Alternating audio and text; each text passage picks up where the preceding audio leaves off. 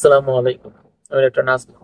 আজকে একটা বিষয় নিয়ে আলোচনা করব, সেটা হচ্ছে বিড়ালের পেট যদি হঠাৎ করে ফুলে যায় এবং শক্ত হয়ে যায়, আর সাথে ও হচ্ছে খাওয়া দাওয়ার যদি বন্ধ করে দেয়, এটা কেন হয় আর এই সমস্যা হলে আপনি সাধারণত হচ্ছে কিভাবে সামলাবেন সেই বিষয়টা সম্পর্কে জানাবো।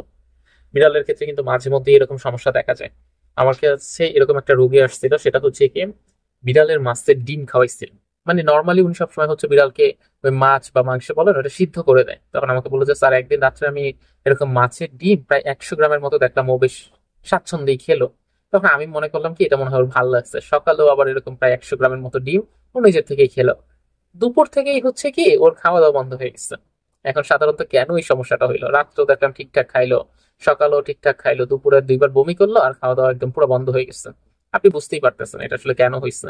এই সমস্যাটা তৈরি হয়েছে বেসিক্যালি গ্যাসের জন্য। তো মাঝে মধ্যে আপনি যদি ওকে এরকম উল্টাপাল্টা খাবার দেন বা হচ্ছে ওর উপর যদি একটা স্ট্রেসফুল কন্ডিশন চালান, তখনই দেখবেন যে ওর পেটটা এরকম ফুলে যাচ্ছে গ্যাসের সমস্যা হয়ে, এবং সাথে হচ্ছে ওর খাবার দাবারটাও কি বন্ধ হয়ে যাচ্ছে।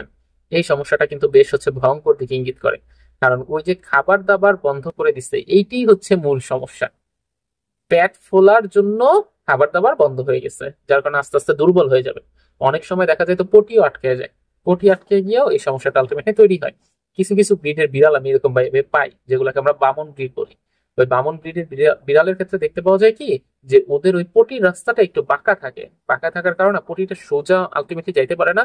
পটিটা ওই বাঁকা অংশটা গিয়ে আস্তে আস্তে জমা হয়, এবং এই যে জমা হইতেছে একটু একটু ভাবে, তখন ওর পেট পুরোটা আলটিমেটলি ফুলে যাচ্ছে। তো এই ধরনের বিড়ালকে আপনি যতই দেন, ওই যে পায়খানা হওয়ার বা পটি হওয়ার আলটিমেটলি মেডিসিন দেন, ওরা কিন্তু ভালো হয় না। আপনাকে কি করতে হবে, ওই যে পেটের কাছে নিয়ে গেলে ভেট হাত দিয়ে পেটের ওইখান থেকে চেপে চেপে চেপে চেপে পটিটাকে আলটিমেটলি একদম লাস্ট মাথা পর্যন্ত নিয়ে আসে।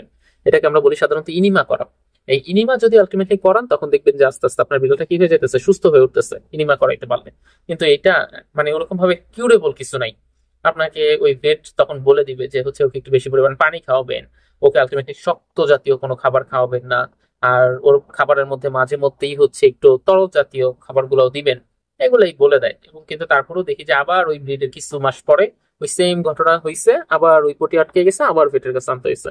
এটা আসলে ওই স্পেসিসটা বা ওই ব্রিডটারই আলটিমেটলি সমস্যা। এটা ওইভাবে ভালো করা যায় না। কিন্তু আপনার নর্মাল একটা ব্রিড ধরেন, যে নর্মাল একটা বিড়াল, ওর ক্ষেত্রে এতদিন এই সমস্যা ছিল না, হঠাৎ করে পেটটা ফুলে যাচ্ছে বা পেটটা শক্ত হয়ে যাচ্ছে, পটি হচ্ছে না, খাওয়া দাওয়া বন্ধ করে দিচ্ছে, তখন আপনাকে একজন ভেটের সাথে কনসাল্ট করতে হবে।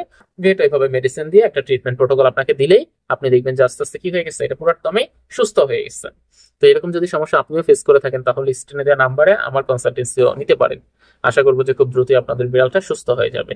খুব স্বল্প খরচে আমি চেষ্টা করবো সেই কনসালটেন্সিটা দেওয়ার। ধন্যবাদ সবাইকে।